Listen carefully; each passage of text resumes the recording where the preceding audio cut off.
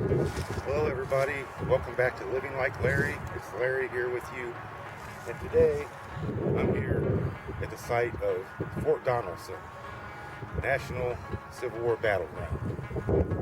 I'm going to give you a tour of this, maybe teach you a little bit of history about this battle, and show you how beautiful it is here, and also, sad. A terrible time in our country, but still to be remembered. As you can see around me, I'm surrounded by ridge lines that were made by soldiers back in 1862. This battle took place in February 1862. It took place on the Cumberland River over the hills over there, and also on the ground.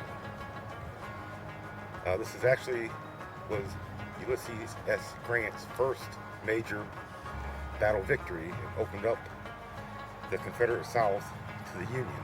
So, very big battle here, historic-wise, for the Union soldiers. So, I hope you enjoy my video, enjoy the beauty of this, and also, the history of it.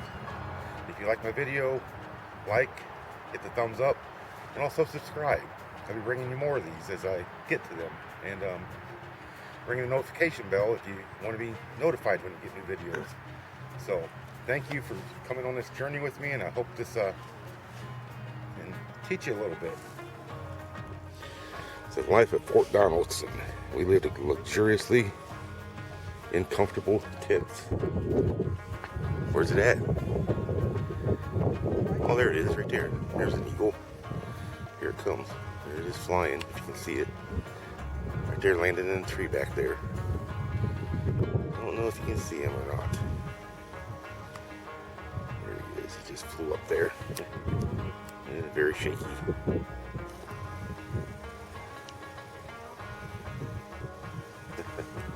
Maybe he'll take off and fly around here again. As I was saying, the sign here says, life at Fort Donelson. We lived luxuriously in comfortable tents and log huts, one Fort Donelson soldier wrote before the cold weather set in and the armies clashed. Besides rations of flour, fresh and cured meats, sugar, and coffee, every boat brought boxes from home filled with things a farm or store could provide, including uniforms and clothing. The reconstructed log hut represents approximately 400 huts built here.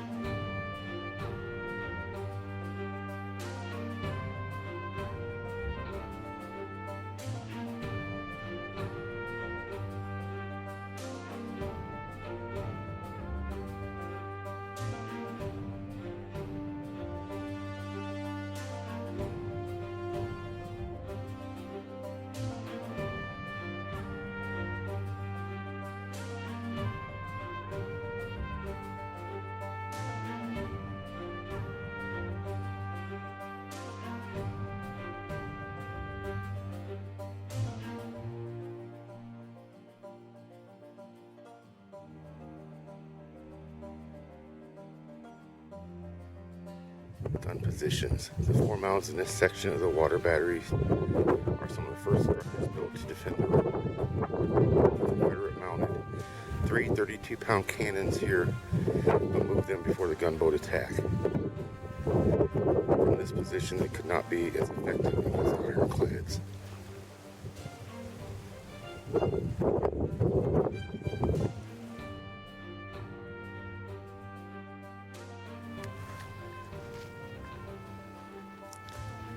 Buckner's defense. To stop the Confederate breakout attempt on February 15th, Grant sent his reorganized troops against the Confederate left. At the same time, to take advantage of the weakened enemy line, he sent C.F. Smith's division against the Confederate right. Smith's forces rolled over the Confederate outer defenses, pushed the Southerners back to a position along the ridge in front of you. There, the charge was halted by Buckner's forces, who had arrived just as the Union assault had begun. Afterwards, Buckner paid tribute to the field artillery for its role in checking the Yankee advance. The strong new defensive position on the ridge and the coming of the night ended the fighting. The Union forces grudgingly withdrew to the old Confederate defense line. In this desperate fighting, several hundred men lost their lives. Many of them still lie in this area in unmarked graves.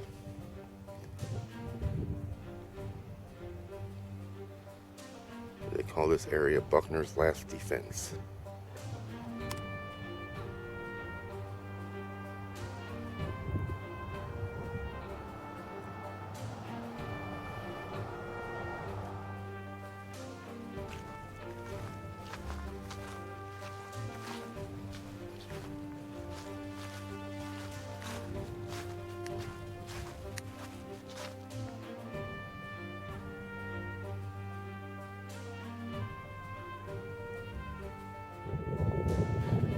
Throughout this park,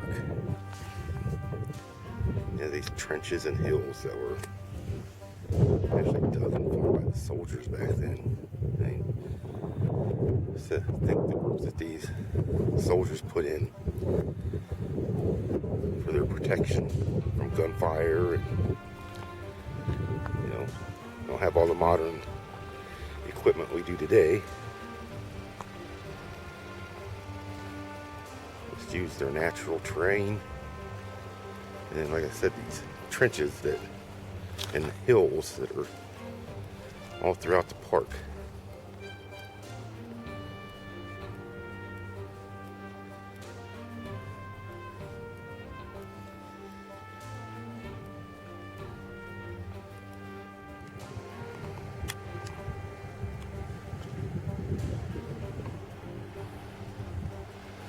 Here at this spot, on February 15th, Grant correctly concluded that the Confederates to hit so hard on the right at another area here that they must have weakened defenses somewhere else. So he told General Smith to take Fort Donelson and have troops remove their firing caps from their guns, so the men would not be tempted to stop and fire, risking more casualties. And they were told to fix their bayonets. With the 2nd Iowa Infantry spearheading the attack, Smith led the assault against the Confederate lines on this ridge right here. Smith's division captured and controlled the earthworks here during the night. And before the attack could be started again the next morning, General Grant and Buckner were already discussing the surrender.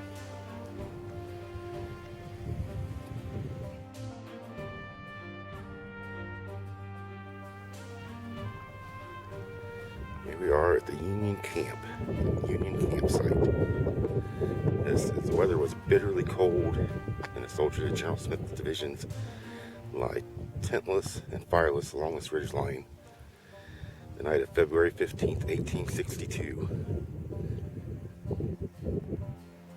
In the morning, just after daybreak, the sound of a bugle from within Fort Donelson announced a Confederate officer with a letter from General Buckner to General Grant,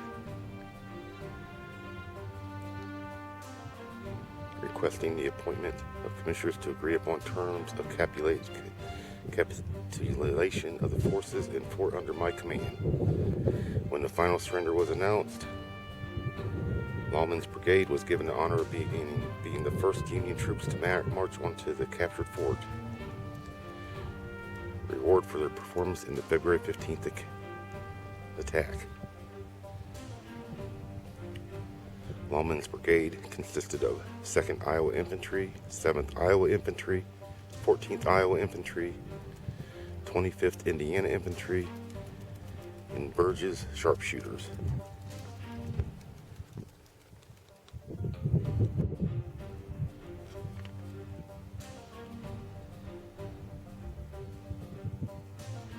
After this surrender, the Union troops camped here.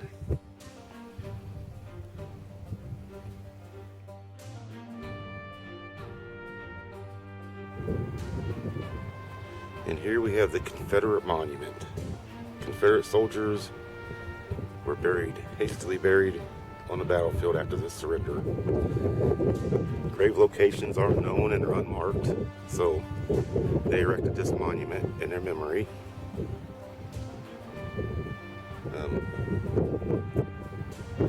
Actually, it was erected by the United Daughters of the Confederacy in 1933. And as it says here on this plaque, because they had fought against the United States, Confederate dead were not reburied in the National Cemetery. This monument, erected by United Daughters of the Confederacy, is a memorial for those men.